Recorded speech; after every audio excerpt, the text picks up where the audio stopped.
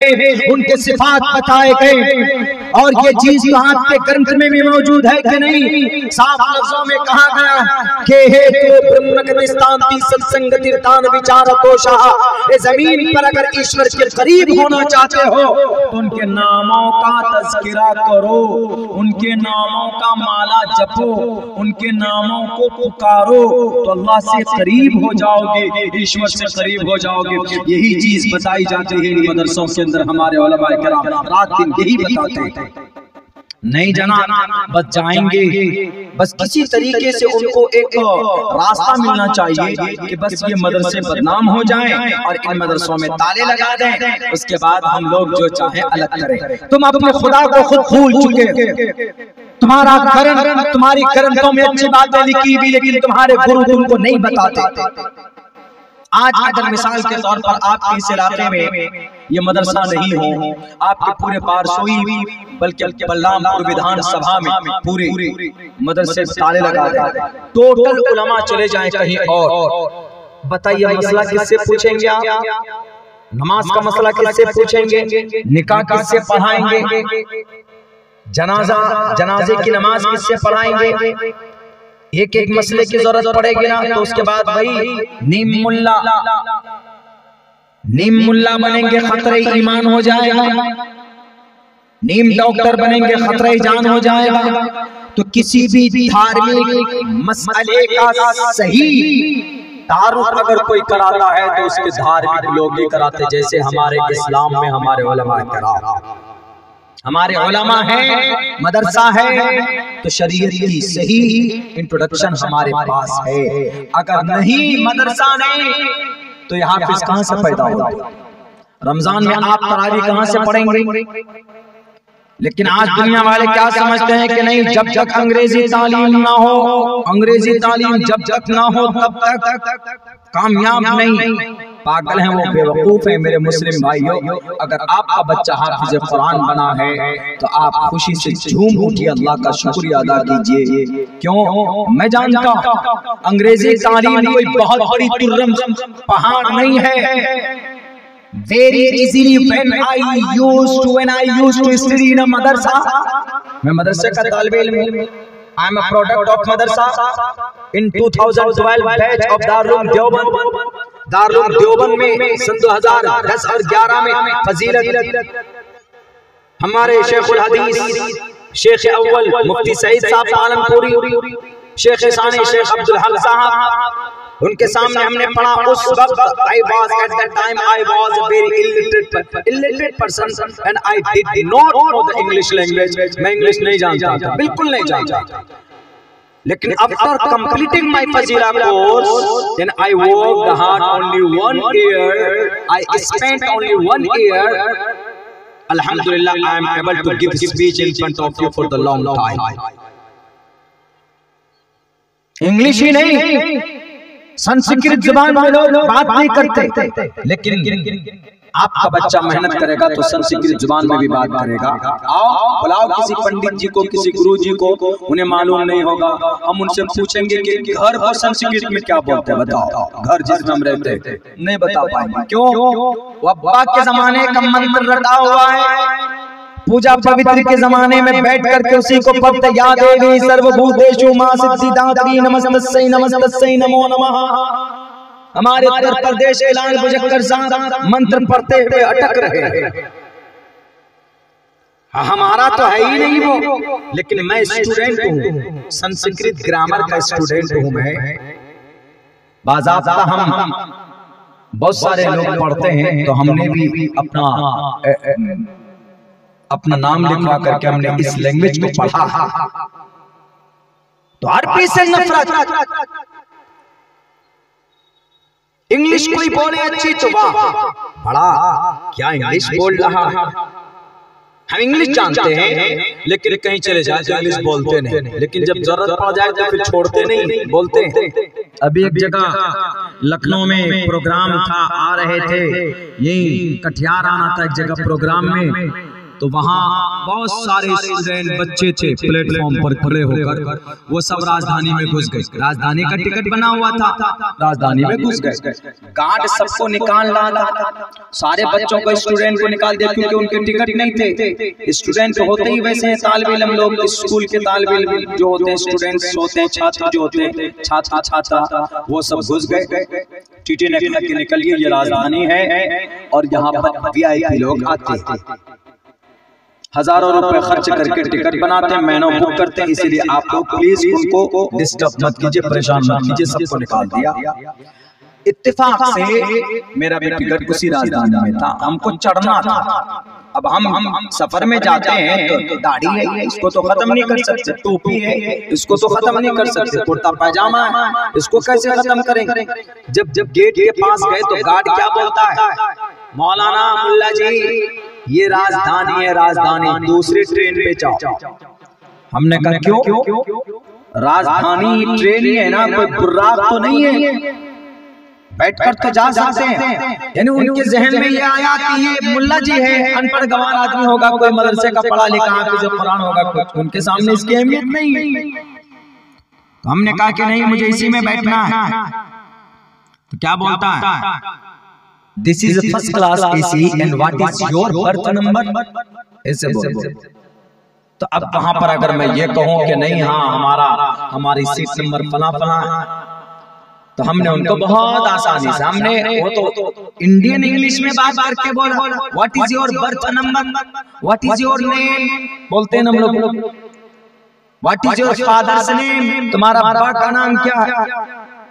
तो उन्होंने हमसे पूछा what is your birth number, please आप अपनी सीट नंबर बताइए। उनका ये पूछने का मकसद था। हमने कहा, हमने अमेरिकन एक्सेंट में बोला, हमने कहा कि my birth number is 22, please make a way, let me go there. उसको आधा समझ में आया, आधा समझ में नहीं आया। बोला हमने इंग्लिश में ही। तो ऐसे गेट पे हाथ दिए हुए था, क्या बोलता, अंदर से जाइए मौलाना, अंदर से जाइए। जाके बैठे, हमने कहा माय बर्थ नंबर इज 22, मेरा बर्थ नंबर सीट नंबर 22 है, लेट मी गो देयर, मुझे जाने दो प्लीज, मेक अ वे, रास्ता छोड़ो। मैंने ये कहा। वो देखा कि ये मौलाना काबू में नहीं आने वाला, ये मुल्ला जी नहीं है, ये कुछ और है। तो बहरकैफ हम जाके बैठे। अब वो हमारी शबाहत को देखकर क्या लग रहा था कि वो मौलाना साहब है, दुनिया की कौन सी लैंग्वेज तिब्रानी, दुनिया की कौन सी जुबान संस्कृत महान मानते हो, आओ संस्कृत में बात करें, आओ संस्कृत में अहम उपविशति, मैं बैठा हुआ हूँ, अहम पढ़ती पठतः, मैं आपके सामने तकरीर पेश कर रहा हूँ। मम नम अब्दुल्ला मम गुरु हम सीमांचल बिहार। संस्कृत में कोई बड़ा तुर्रम खां पंडित जी और गुरु जी भी इंट्रोडक्शन नहीं पेश कर पाएगा।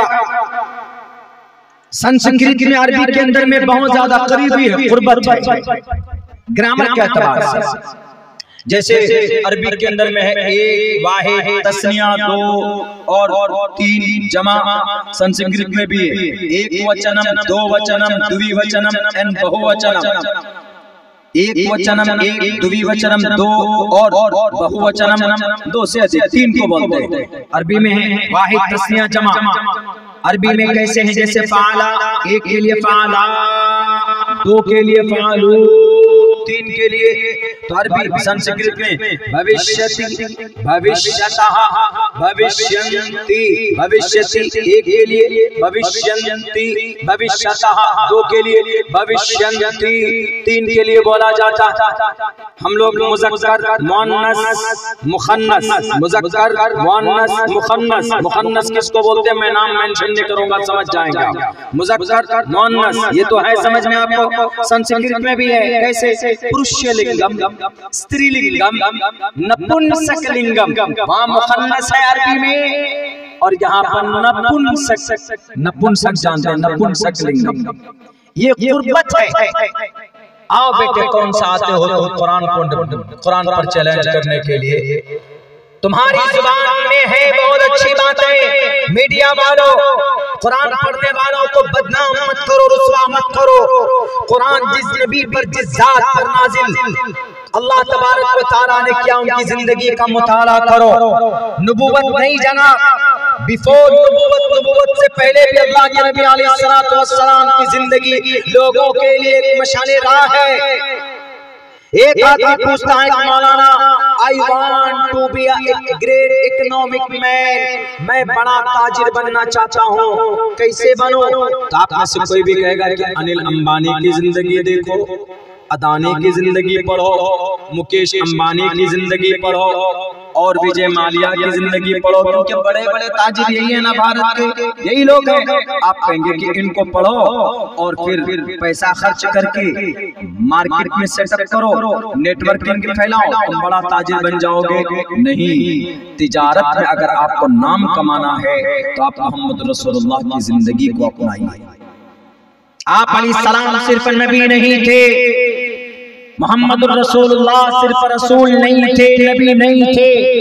आप अलैहिस्सलाम को नबुव्वत 40 साल के बाद मिली है, लेकिन उससे पहले मोहम्मद रसूलुल्लाह बेहतरीन ताजिर थे। आप अलैहिस्सलाम को तिजारत की वजह से मोहम्मद रसूलुल्लाह को अमीन का लक़ब मिला था, और जिस शख्स ने आपको अमीन का खिताब दिया था उसका नाम साइद बिन कैस अल मखज़ूमी था। आपके पास बहुत दौलत नहीं थी, लेकिन उनके पास से पैसे लेकर पूंजी उनका होता था, और फिर तरीका, मेहनत और डिजाइन मोहम्मद रसूलुल्लाह सल्लल्लाहु अलैहि वसल्लम का हुआ करता था। उस वक्त आपकी उम्र कितनी थी? मोहम्मद रसूलुल्लाह की 20 साल की उम्र थी। हमारा बच्चा 20 साल की उम्र में सिर्फ सेल्फी बस फेसबुक पे चिपका दिया। उनसे पूछो कि तिजारत करना जानते हो? नहीं जनाब, तिजारत, इस परिंदे का नाम हम नहीं जानते। हमारा बच्चा 20 साल का बेरोजगार बैठा हुआ, हमारा बच्चा 20 साल का शराब पीता, हमारा बच्चा 20 साल का मोबाइलों में फिल्में देखता, हमारा नौजवान तबका बेराहरो है। मेरे नौजवान साथियों, मोहम्मद की जिंदगी देखो। 12 साल की उम्र में सबसे पहले आपने तिजारत की गर्ज से अपने चचा ख्वाजा अबू तालिब के साथ मुल्क शाम का सफर किया था। यूं ही नहीं कहा मोहम्मद रसूलुल्लाह को बहुराम जन्मना मनते ज्ञानवान माम पर पद्दियते वासुदेवा सर्वमिति समहात्मा सुदुर्लभहा। इसका एक्सप्लेन करूंगा मैं। नबूवत से पहले आप एक महान ताजिर थे। आज हमारा बच्चा हरकत नहीं करना चाहता, बैठे बैठे मिल जाए, हराम की रोजी तलाश करने में लग जाते, बेईमानी करते। याद रखिए, अगर आपके बच्चे के अंदर एक निवाला भी अगर हराम ग़िज़ा का चला गया तो कभी भी वो जिस्म जन्नत में नहीं जा सकता। ला यदखुलुल जन्नत जसदुन ग़ुज़िया बिल हराम। मेहनत करो, पान की दुकान खोल लो, लेकिन कुछ न कुछ करो और ईमानदारी के साथ करो, अमानतदारी के साथ करो। आप अलैहिस्सलाम इतने अमानतदार, मोहम्मद रसूलुल्लाह इतने सच्चे थे, इतने सच्चे, इतने सच्चे। एक वाक़या मैं आप लोगों के सामने पेश करता हूँ। आप अलैहिस्सलाम एक मर्तबा 20 ऊंट लेकर अरब के बाजार में पहुंचते हैं। 20 ऊंट लेकर, संस्कृत में इसका मेंशन हुआ है हिंदू भाइयों की किताबों में। उस्तरा यस्य परवाहिजो वधुमंत दिविर्दश्च वर्षमहारतश्च देविझीढ़ि देविस्माना उपच पुरुष। इसमें यह कहा गया कि 20 ऊंटनियां अंतिम महर्षि मार्केट में ले गए, और अल्लाह के नबी की तारीफ भी यही है कि आप अलैहिस्सलाम एक मर्तबा 20 ऊंट लेकर जाते हैं। कहाँ? बेचने के लिए। कहाँ पे?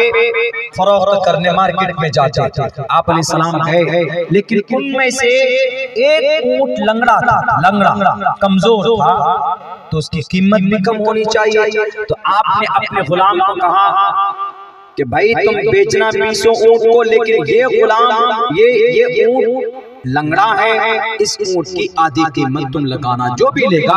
मैं जरा काम करके आता हूँ, मैं किसी काम में जा रहा हूँ। आप अलैहिस्सलाम वापस चले गए तो वो गुलाम